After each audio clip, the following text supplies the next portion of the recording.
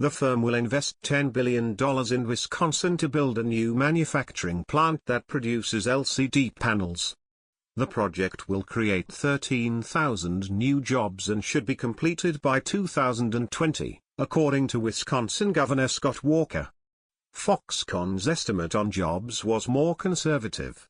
In a statement, the company said the project will create 3,000 jobs with the potential to generate up to 13,000 new jobs. Foxconn announced the investment from the White House. CEO Terry Gou was flanked by Walker, Vice President Mike Pence, and House Speaker Paul Ryan. President Trump later joined them. Walker and Ryan thanked Trump for his work on the deal. "One thing we know about this president is how committed he is to reviving American manufacturing and bringing jobs home. This right here shows actual results," said Ryan, a Republican who represents Wisconsin.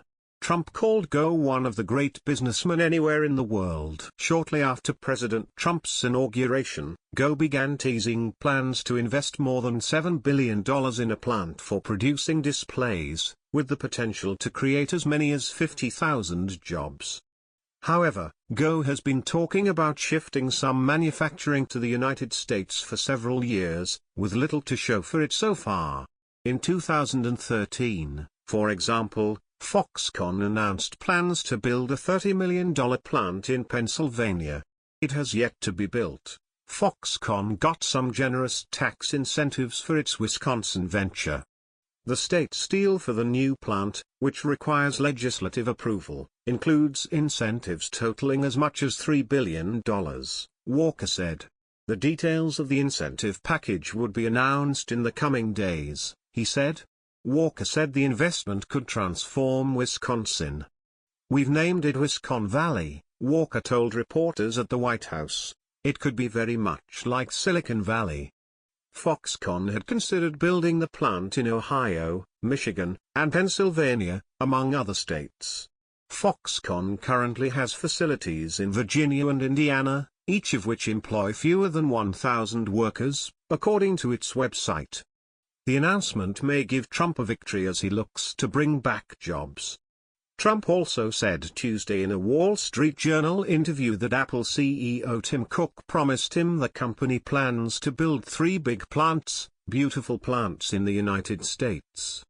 Apple has not commented about Trump's claim. It's unclear where such plants would be located, how many people they would employ and which products they would produce. During the campaign, Trump said he would get Apple to build their damn computers and things in this country instead of other countries. Trump echoed the sentiment shortly after winning the election, telling the New York Times it was his goal to get Apple to build a big plant in the United States, or many big plants. Foxconn grew into a powerhouse for electronics manufacturing for Apple, Microsoft, HP and others thanks to its ability to staff its factories with cheap labor in China. At its peak, Foxconn employed more than 1 million people.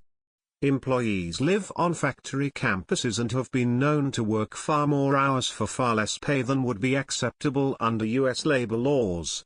At times, Foxconn's workplace demands have resulted in worker riots and suicides. In fact, Foxconn installed nets outside buildings to catch workers trying to jump to their deaths. It's also unclear if Wisconsin, or any state for the matter, can supply Foxconn with the thousands of skilled laborers it would need to manufacture electronics at scale.